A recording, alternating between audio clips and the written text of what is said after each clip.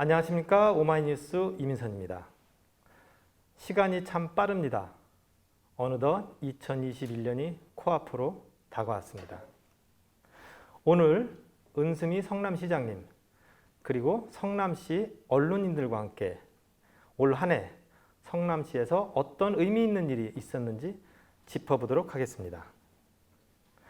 언론인들의 심도 있는 질문과 은수미 성남시장님의 솔직 담백한 답변 기대하겠습니다. 토크 콘서트에 앞서 사전 소독과 참가자 건강 상태 체크 등 코로나19 방역 수칙을 철저히 준수했다는 점 공지드립니다. 자, 그럼 우선 패널 소개부터 드리겠습니다. 모두 성남시를 주로 취재하고 있고 성남시에 살고 있는 기자님들입니다. 비전 성남 구현주 시민기자님 나오셨습니다. 안녕하십니까. 반갑습니다. 네, 반갑습니다. 이정민 경기일보 기자님 나오셨습니다. 안녕하십니까. 안녕하세요. 자, 홍예림 아름방송 기자님 함께 하셨습니다. 네, 안녕하세요.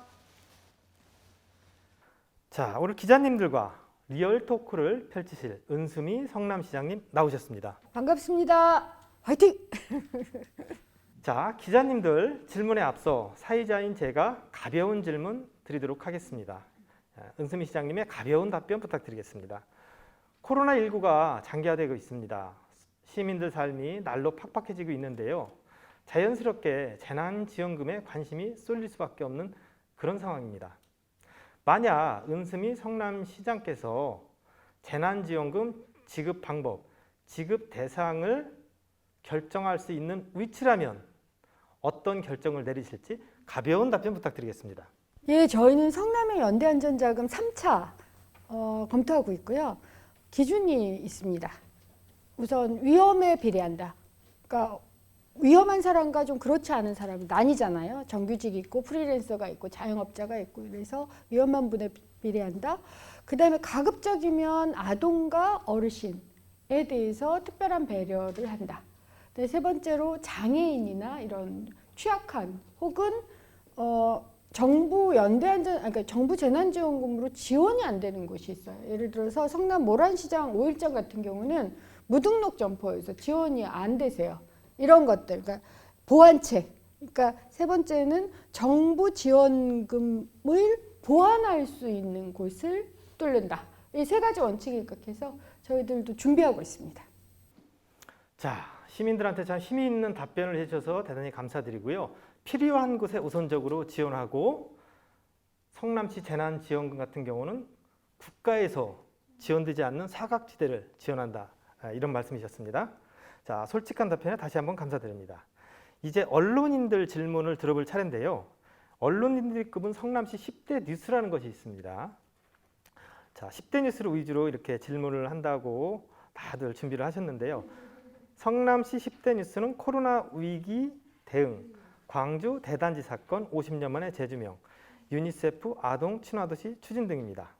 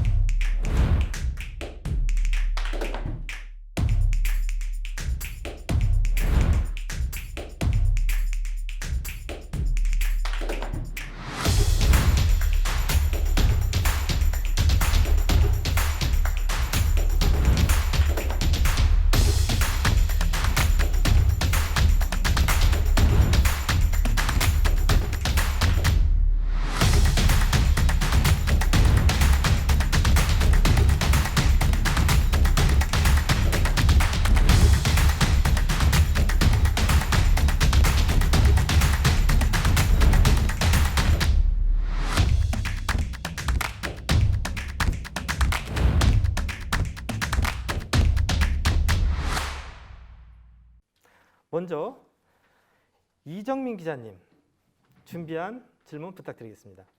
예, 안녕하세요, 시장님. 예, 기자이기 전에 중원구 여수동에 사는 30대 청년입니다. 역시 관심사가 청년 문제라 제가 올해 꼽은 키워드는 청년 주거입니다. 올해 복정동 수질센터 이전 사업 성호시장, 현대화사업 등 청년들이 좋아할 만한 주거 정책들이 가시화됐습니다. 앞으로 이 사업들을 어떻게 추진할 예정이시고 덧붙여 집값 때문에 고민하고 있는 청년들을 위한 구상이 있으신지 듣고 싶습니다. 지금 현재 한 1,000호 정도 준비하고 있고요. 조금 1, 2년 내에는 5,000호 정도를 증가시킬 예정입니다. 그래서 뭐 쉐어하우스 형태가 되든 이렇게 되고요. 그다음에 두 번째로 청년 공공주택 이런 게 주로 저소득층 이런 기준이 있어서 저소득층 기준도 있고 아니면 일반 청년들을 대상으로 해서 예를 들어서 여기서 창업을 하셨다든가 뭐 이런 좀 기준을 바꾸는 것도 고민하고 있고 그다음에 세 번째로 청년주택 운영을 청년들이 하실 수 있으면 참 괜찮을 것 같아요. 그래서 그런 사회적 기업이나 좀 운영을 좀 해서 재밌게 같이 공동체를 형성할 수 있는 방법까지를 좀 생각한다는 거 하나. 두 번째로 전세나 월세 부분에 대한 임대료 지원도 지금 고민을 하고 있고요. 그다음에 세 번째로 저희들이 시도를 해보고 있는데 집주인하고 저희하고 뭐 학교하고 연합을 해서 리모델링을 해주는 대가로 임대료를 낮춘다든가 하는 임대료 지원 사업. 그러니까 저희가 반값 뭐라 그럴까 임대주택이라고나 할까요? 민간 그러니까 이 월세 반값 월세 뭐 이런 식으로도 저희가 올해죠 50호를 일단 시작을 했어요. 학생들을 대상으로 해서 그렇게 좀 다양하게 해보고 있는데 좀 고민은 공공주택을 그러니까 원치 않으시는 시민들이 좀 계시다는 거예요. 그래서 그 문제는 저희들이 계속 소통을 하면서 실제로 공공주택, 그러니까 판교에도 공공주택이 되게 많아요. 근데 판교 집값 안 떨어집니다. 다시 한번 말씀을 드려요. 같이 살기 위해서 혹여나 여러 가지 우려가 있지만 소통을 하면서 저희들이 최대한 책임지면서 가겠으니 청년 신혼부부를 위한 공공주택 사업 많이 지켜봐 주시고 좀 응원해 주시기 바랍니다. 네, 시장님 솔직한 답변 감사드리고요. 자, 이 답변을 시청하시는 청년들 아무래도 성남으로 좀 이사 오고 싶다 이런 좀 생각이 드는데요. 역시 청년이기 때문에 주거 문제와 함께 일자리 문제에도 또 이정미 기자님이 관심이 좀 있는 것 같습니다. 일자리와 관련된 질문도 하나 가지고 나오셨다고 하는데. 네, 그렇습니다. 지난달이었죠. 그 일하는 시민을 위한 성남시 조례가 제정됐습니다. 이 조례를 구상할 때 좀 특별한 계기가 있었는지 그리고 덧붙여서 아직 이 조례명만 보면 시민들이 이 조례가 어떤 건지 사실 좀 피부에 와닿지 않는다고도 생각이 듭니다. 그래서 이 조례에 대해서 조금 구체적으로 상세하게 설명 부탁드리겠습니다. 우선 배경은 저희가 2년 걸렸거든요. 조례 하나 만들고 통과하는데 2년 걸리는 경우는 좀 드문데요. 이건 이제 그 좀 전문가 논의도 좀 필요하고 해서 우선은 이런 두 가지 이유 때문에 서둘렀습니다. 하나는 그러니까 제조업 시대에서 디지털 시대로 바뀌니까 제조업 시대의 정상 분포라고 해요. 사업장, 근로자 이렇게 해가지고 사회 안전망을 주는 요게 제도가 핵심입니다. 근데 디지털 시대가 되면 이게 사업장, 근로자 이게 애매해져요. 경계가 다 무너지는 거죠. 그러니까 프리랜서 하신 방송국에도 프리랜서 뭐 사진 작가들도 많으신데 이분들이 근로자로 그 계약을 맺지는 않으시거든요. 자영업. 그러니까 이렇게 이제 디지털 시대의 노동에 맞는 다른 개념과 제도가 필요하다는 거 하나. 그래서 뭐 프리랜서라고 불리든 본인의 특고라고 생각을 하시든 어쨌든 일하는 사람들. 그러니까 고용 계약을 맺든 맺지 않든 내가 지금 일하고 있어. 이러면 좀 안전망이라도 좀 드려야 된다. 이게 였고요. 이걸 또 가속화시킨 게 코로나 때문이에요. 저희가 코로나19 상황에서 특별 지원을 할 때 특고 프리랜서 지원을 위해서 100억을 따로 준비를 해서 해봤어요. 그러니까 예를 들어서 성남시에 뭐 트롯 가수들도 계시고 네일 샤파 무대 기획자도 계시고 이러는데 이게 왜 그렇게 많으시냐면 성남시에서 평균 한 해 150억 정도를 들여가지고 350회 정도 축제 비슷한 행사를 지원을 해드려요. 이게 싹 사라지고 나서 제가 그분들을 만나뵀어요. 사회자들. 일거리가 없으시다는 거예요. 근데 이분들 뭐 할 방법이 없잖아요. 그다음에 행정복지센터 시간 강사들이 많으세요. 저희가 보통 시간당 25,000원 정도를 지원해 드렸는데 이게 싹 사라졌어요. 이분들이 생계인 분들이 꽤 계시거든요. 그래서 이런 경우들을 보면서 이런 분들을 지원을 해야 되겠다. 아까 모란장 상인 얘기도 드렸는데 이분들이 휴장을 굉장히 많이 하셨어요. 5일장을 돌아다니시는데 휴장을 되게 많이 하는데 그걸 지원해 드리고 싶은데 무등록 점포예요. 그리고 또 온라인 몰 운영하시는 분들도 지원 못 해드려요. 이번에 이제 온라인 몰은 그런 그러니까 심각한 상황이 아니었긴 하지만 그래서 저희가 굉장히 이 코로나 시대에 디지털 시대에 굉장히 다양한 형태로 일을 하신다. 그러면 일을 하시는 분들에게 그러니까 성남에 사시든 성남 어떤 사업체에서 일하시든 어디에서 일하시는 분들 성남에서 일하시는 분들에게는 최소한의 사회 안전망. 그 다음에 보통 정규직 근로자들은 병가를 취업규칙에 의해서 가든가 아니면 그러니까 연가의 형태로 대체해서 가거든요. 이분들은 휴가가 없어요. 그래서 휴가를 그렇게 좀 그러니까 병가 유급 병가 형태로 한 열흘 이 정도 지원을 해드린다라든가 요런 거 하나. 그 다음에 이게 고용계약이 애매하다 보니까 법률적인 지원이 좀 필요하세요. 이런 것도 좀 같이 가고 그 다음에 라이더나 이동 노동자들은 저희 이동 노동자는 쉼터를 만들는데 그런 쉼터도 그러니까 휴게도 다른 방식으로 필요하세요. 그래서 이런 것들을 공적 지원하려고 했더니 근거가 너무 부족해서 그러니까 상위법도 없어요.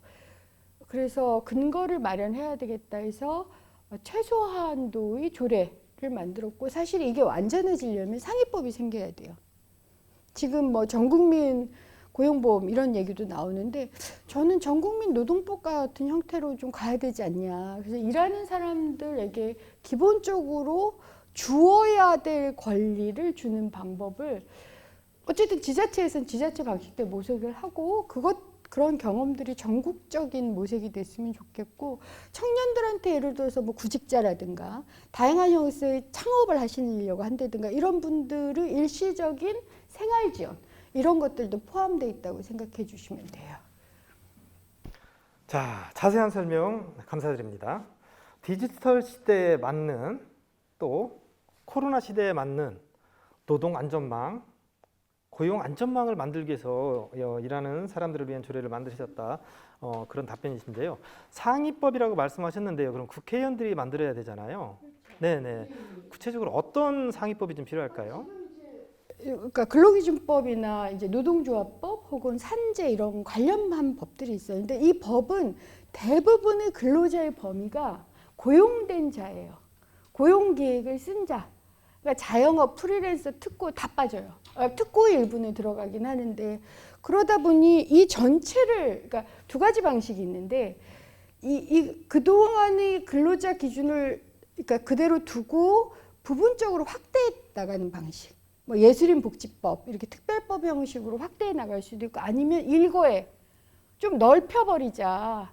어떤 방식이든 전 좋아요. 근데 저희는 이제 택한 방법이 일하는 시민을 위한 그래서 그러니까 노동 조건 향상을 위한 노동자를 위한 조례가 아니에요. 다른 지자체 조례들은 노동을 위한 조례로 되어 있거든요. 저희는 일하는 시민이라고 일단 범위는 확대해 놓고 저희가 할 수 있는 서비스는 그렇게 충분하진 않지만 근거로 조합은 좀 넓게 가져가죠. 이렇게 생각을 하고요. 상위법도 그러니까 그런 생각을 하셔야 되는 거예요. 자세한 설명 감사드리고요. 자, 이정민 기자님 지금 마스크도 쓰고 있고 칸막이도 있어서 답변을 들으면서 흡족한 표정인지 그렇지 않은 표정이 제가 잘 안 보이거든요. 어떻게 시장님 답변 흡족하셨나요? 예, 눈으로 흡족하다고 말했습니다.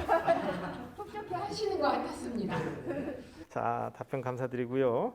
자, 상위법이 국회에서 빨리 만들어지기를 기원하면서 이제 홍예린 기자님 질문으로 넘어가도록 하겠습니다. 자. 네, 제가 질문 드리겠습니다. 제 취재 분야가 주로 복지 업무와 관련된 부분이라서 성남시 복지 정책에 참 관심이 많습니다. 성남시는 아동복지 정책에 좀 두각을 나타내고 있는 것 같아요. 그래서 저는 2020년 성남시 키워드를 아동 친화 도시로 좀 골라봤습니다.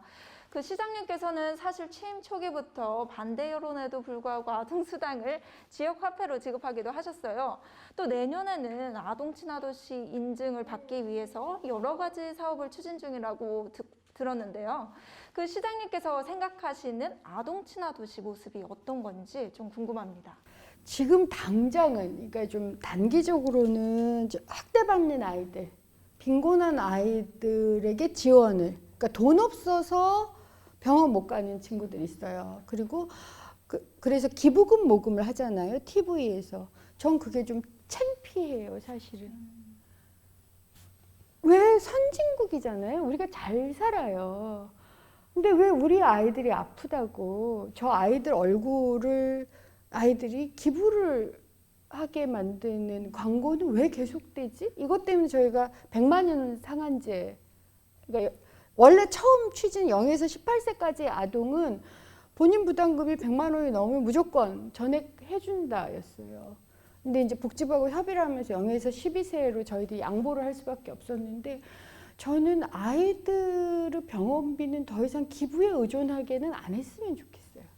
적어도 한국에 사는, 그러니까 학대나 빈곤이나 질병으로부터 아이들을 보호하는 것, 이건 단기적으로는 기본적으로 해야 된다고 생각해요. 그래서 제가 청와대에 있을 때 아동학대를 이제 공공화하는 기획을 하고 왔는데, 시장이 돼서 그걸 시행하게 된 거예요. 그래서 지금까지는 아보전이라고 그래서 민간 위탁을 했었어요. 학대받는 친구들 사례 조사하고 뭐 이 경찰하고 같이 가서 학대하지 마세요 하고 분리하고, 이런 되게 부끄러운 일이었거든요. 그래서 올해부터 시범 사업을 해요. 저희가 시범 사업 단체이기도 해서 저희가 전담 공무원 4명을 뽑았고요. 내년에 11명 더 뽑아서 15명의 공무원들이 직접 지금 받고 있어요, 이미. 아동학대에 대한 신고 전화 받고 출동해요. 그래서 공공이 좀 하면 훨씬 더 공신력이 좀 생기고, 그러면 민간은 그동안 해왔던 그 능력을 가지고 이후 케어라든가 이런 의료적 지원이 이런 걸 같이 이제 협업을 하기로 했어요. 그러면 훨씬 더 나아질 거다. 그래서 전 아동학대를 줄이고 또 학대받는 아동에 대한 적절한 지원을 한다라든가, 혹은 이제 저의 꿈은 이런 것도 있죠. 저희가 그러니까 보육원이라고 하지요. 보육원에 나온 친구들이 18살이 되면 무조건 나가야 돼요. 생각을 해보세요. 우리 아이들 18살 돼서 집에서 내보내나요? 얘네들은 그리고 보통 받는 돈이 300에서 500만 원 받아요. 그래서 그런 부분들은 좀 보호를 하자. 요게 이제 단기적으로는 적극적으로 추진하는 사업이고요.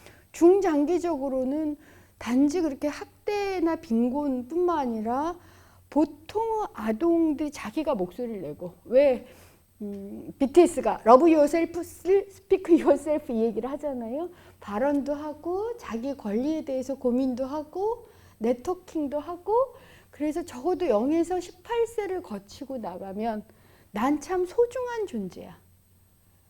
나는 존엄한 존재야. 그러니까 나는 존재하는 것만으로, 숨을 쉬는 것만으로도 고귀해. 내가 성공을 하든 실패를 하든, 시험을 잘 보든 잘 보지 않든, 이런 인식이 아동들한테 좀 충만했으면 좋겠어요. 그게 저희들이 위해서 권리 교육이라든가 아이들 참여, 네트워크 형성 이런 것까지를 또 장기적으로는 계속 준비를 해서, 그걸 가지고 내년 아동 친화 도시에 되는지 안 되는지 일단 인증을 받고, 인증을 받으면 그게 좀 토대가 될 것 같아요. 그래서 더 열심히 하게 되는, 저는 아이들을 위한 나라는 있다. 그리고 아이들을 위한 도시도 있다. 이런 얘기 듣고 싶습니다. 네, 답변 감사드립니다. 늘 말씀하실 때 은수미 복지의 핵심은 아동이다 이런 말씀하셨는데, 그 배경이 어떤 건지 오늘 이제 정확하게 제가 알 것 같습니다. 홍예린 기자님 답변하시는 동안 추가 질문이 있다 저한테 계속 텔레파시를 보내셨는데요. 자, 직접 한번 하시죠. 네, 제가 아동 친화 도시 인증 추진 과정을 쭉 취재를 해봤어요. 근데 굉장히 많은 절차가 또 있고 시간도 오래 걸리더라고요. 이러다 보니까 아동 친화 도시로 좀 인증을 받으면 성남시에 실질적으로 도움이 되는 게 뭘까 궁금해지더라고요. 시장님, 그 성남시 아동 친화 도시로 인증을 받으면 돌아오는 혜택 어떤 게 있나요? 우선 아동 친화 도시로 인증을 받으면 저희들이 이제 아동 친화 도시 인증에 따라서 해야 되는 사업들이 기본적으로 있어요. 그러면 그 사업들을 수행하는데 탄력을 받게 돼 있죠. 그러지 않은 경우는 좀 뭐랄까 자의적이고 그러니까 좀 정책이 제한될 수 있는데 굉장히 종합적이고 전면적으로 사업을 시행하게 돼 있습니다. 그리고 매번 평가를 받아요 또. 그럼 평가를 받으면 사람도 한 번 하는 일 반복하면 좀 이렇게 관성이라고 그럴까요? 근데 매번 평가를 받으니까 그게 더 좋아지고 그 다음에 저희 공무원들도 그것 때문에 교육받고 고민을 해야 되고요. 그리고 어머님들 아버님들하고 소통을 해야 돼요. 저희들이 아동 친화 도시를 위해서 그 아동 성희롱 성폭력 이런 보고서도 물론 아동 친화 도시 때문만은 아니지만 요즘 아동 간의 성희롱 성폭력도 있어요. 그런 걸 만들면서 정말 많이 배우거든요. 그러니까 배우기도 하고 그다음에 이제 아동 친화 도시로 인증된 도시와의 교류 협력이 있습니다. 그러면 잘하는 정보들을 우리가 얻을 수가 있거든요. 그래서 저희로서는 일단 유니시프 그 아동 친화 도시 인증만 되면 물론 그건 좀 명예로운 거긴 하지만 그것이 추진하는 사람들이나 아동 친화 도시 원하는 사람들에게 주는 뭐라 그럴까 정서적 혹은 사업적 물론 물질적인 그런 효과들이 다 있는 것 같습니다. 네, 지금 유니세프 인증 효과 설명을 들으니까 이게 꼭 좀 돼야겠다는 그런 생각이 듭니다. 자, 이제 마지막 질문입니다. 참 오래 기다리셨는데요. 구현주 시민 기자님 준비되셨죠? 네. 네, 제 본업이 약사이다 보니 아무래도 건강과 보건 쪽 관련해서 많은 생각을 하게 되더라고요. 그래서 저는 올해 키워드를 건강한 성남으로 선정했습니다. 건강한 성남을 위해서 올해 기억에 가장 남는 것은 역시 성남시 의료원입니다. 성남시 의료원은 코로나19라는 엄중한 상황 속에서 지금 잘 대처해 나가고 있는데요. 앞으로 어떤 역할을 하고 또 어떤 활약을 할지 많이 궁금합니다. 그리고 공공의료의 강화를 위해 내년에는 시장님께서 또 어떤 정책을 펼치실지 말씀해 주시겠습니까? 저희 성남시 의료원이 정말 공공의료로서 그리고 코로나 전국 때는 코로나의 최전선에서 일을 하려고 노력을 해요. 그러다 보니 희생자도 좀 많이 발생을 합니다. 그래서 오늘도 코로나 격리병동 관리하시던 의사님이 양성이 되셨어요. 확진되셨거든요. 그러니까 외국 같은 경우도 한 의료진은 20% 정도 확진이 된다고 그러더라고요. 우리나라는 그것보다 훨씬 더 낮긴 한데요. 그리고 또 이제 중환자 간호사들이 굉장히 힘드셔서 보통은 일반 중환자실은 한 명의 간호사가 2명의 환자를 보세요. 근데 코로나 중환자실은 보통 3명에서 5명의 간호사가 한 명의 환자를 보세요. 그리고 그걸 24시간 돌아가면서 방역복 입고 해야 되거든요. 그래서 사실은 너무 힘들어서 그만두시는 분도 생길 정도로 좀 쉽지는 않은 일인데요. 그래도 성남의료원, 저희 성남시 의료원 찾아가 뵈면 정말 힘있게 해주시고요. 그 다음에 이제 저희가 우선 첫 번째로 지금 병동을 늘리고 있어요. 코로나 저희가 감염병 전담 병원이긴 한데 어쨌든 지금 현재 계획이 40% 수준까지 늘리는 겁니다. 그래서 지금 94병상에서 172병상까지 늘릴 겁니다. 이미 이제 전원 조치도 일부 하고 해서. 두 번째로 코로나가 아닌 일반 중환자들이나 투석 환자나 어려운 환자들이 계세요. 그러니까 경기도에서는 거의 저희만 투석 환자를 보고 있거든요. 코로나 투석 환자도 보고요. 일반 투석 환자도 봐요. 근데 투석 환자, 신장이나 이런 투석을 하셔야 되는데 코로나가 걸리신 분, 이게 가장 어렵고 이 수술을 하셔야 되는 분. 그러니까 저희가 일반 병상도 확보하고 있는 거죠.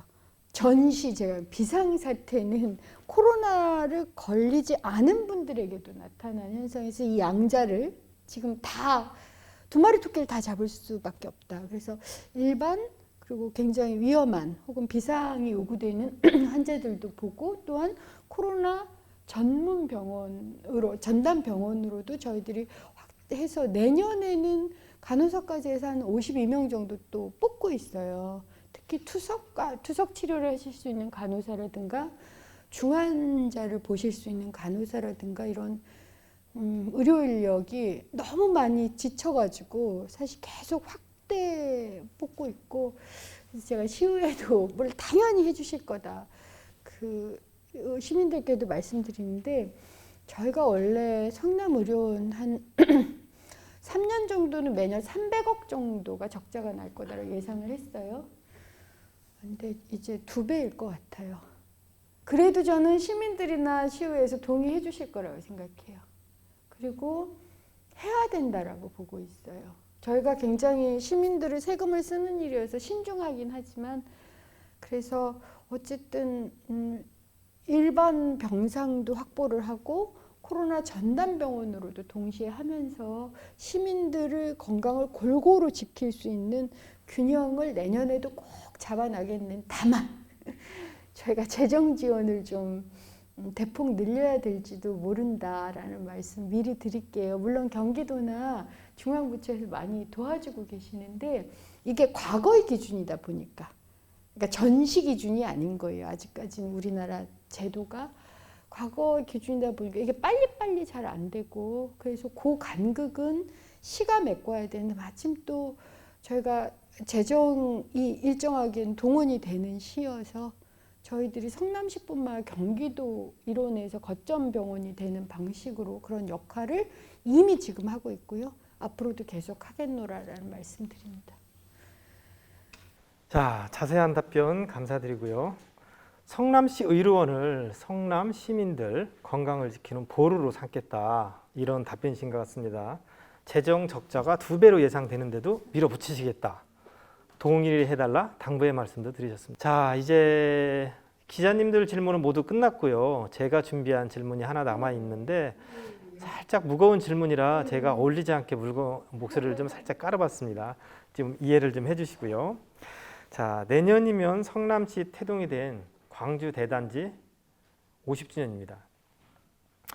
자, 이 사건은 한국 근대사를 관통했다는 평가를 받는 조정래 작가 한강에도 나온 사건입니다. 그 한 대목을 시낭송가이신 구현주 기자님께서 읽어드리겠습니다. 네, 한강 6권 210쪽입니다.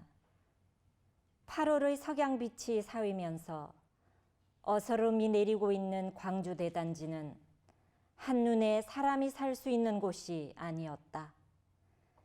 야산들의 펑퍼짐한 구릉을 타고 펼쳐진 성남이라는 그곳은 무허가 판잣집들이 난립한 그 어떤 곳보다 초라하고 지저분해 보였고 사방에 격렬했던 난동을 보여주는 현장이 그대로 남아 있었다. 시 낭송과 음성으로 들어보니까 참 소설이 지금 피부에 와 닿는 그런 느낌인데요. 소설 속의 기자 눈으로 본 광주 대단지 사건입니다. 올해 성남시는 이 사건을 재조명하기 위해서 명칭 변경 사업을 비롯한 다양한 기념 사업을 준비하고 있는데요. 자, 50주년을 맞이하는 은수미 성남시장님 마음가짐은 무엇인지 은수미 성남시장님 마무리 발언으로 들으면서 토론회를 마치도록 하겠습니다. 자, 그러면 저와 언론인들은 이 자리에서 지금 작별 인사를 드리도록 하겠습니다. 시청해주신 여러분 고맙습니다. 내년이면 성남시 광주대단지 사건 50주년이 되는 날입니다.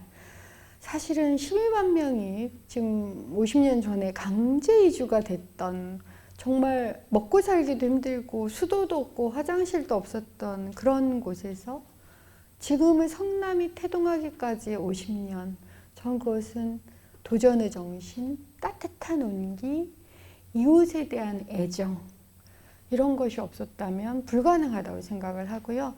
내년 50주년에서는 바로 그 성남의 정신, 시민의 정신, 배려와 사랑을 이어가는, 그래서 그것을 우리 아이들에게 드러내고 어르신들을 모시고 그렇게 바꿔가 보려고 합니다. 즉 하나의 사건을 중시하는 게 아니라 그 사건으로부터 시작되어서 50년을 도전해온 시민의 등장, 성남 시민의 그 정체성, 그 독특함, 그 도전의식을 저희들이 다양한 사업이나 심포지움이나 토론회나 혹은 웹툰이나 이런 걸 가지고 한번 기려보고 싶습니다. 그것을 통해서 앞으로의 50년을 또 준비하고 싶고요. 또 하나 성남이라는 도시의 역사가 단지 뭐 판자촌, 그 청계천 박물관 옆에 가면 판자촌 체험관이라는 게 있어요. 저희가 광주 대단지 사건 다 조명을 하고 나면 아마 서울시에 질문을 하게 될 것 같습니다. 청계천 박물관사에서 제가 그러니까 판자촌이 이주되는 곳에 나와 있어요. 그걸 보면 불량주택에서 이 너무 많아져서 개발이 불가피했다, 이런 표현들이 있어요. 그러니까 어떻게 보면 우리 시의 역사, 우리 시의 정신, 50년을 도전해온 사람들의 정신을 제대로 기록하지 않았기 때문에 모욕하려는 의도가 있는 건 아니지만 저희들한테는 그다지 적정하지 않은 그런 표현과 기록으로 남아있는 것 같습니다. 그래서 두 번째로 기록을 바꾸는 작업도 하겠습니다. 그래서 기억을 다시 만들어내고 거기서 역사를 만들어내는 작업도 하겠습니다. 이런 작업들은 멀리 보고 그 다음에 깊이 살펴보는 이런 원경 명찰이라는 사자성어를 제시하면서 그와 같이 한번 해보겠습니다. 그래서 코로나19까지를 겪어내면서 50년을 살아왔고 이제 50년을 살펴보면서 새롭게 시민의 의식과 도전 정신을 기리고 기록을 바꾸고 기억을 재구성하고 거기서 우리가 사는 도시의 미래를 만들어내는 일을 내년 광주 대단지 사건을 통해서 시작을 하고 2023년에는 또 성남시 승격 50주년이에요. 그래서 3년간 하는 사업으로 지금 생각을 하고 있습니다. 기대해 주시고요. 또한 이 도시를 만들어 주신 성남 시민 여러분께 정말 진심으로 존경과 사랑을 보냅니다. 여러분은 정말 대단하시고 여러분들이 삶의 영웅이십니다. 그래서 혹시나 외로우시거나 혹시나 힘드셔도 우리는 함께 있다라는 것 잊지 말아 주시기 바랍니다. 감사합니다.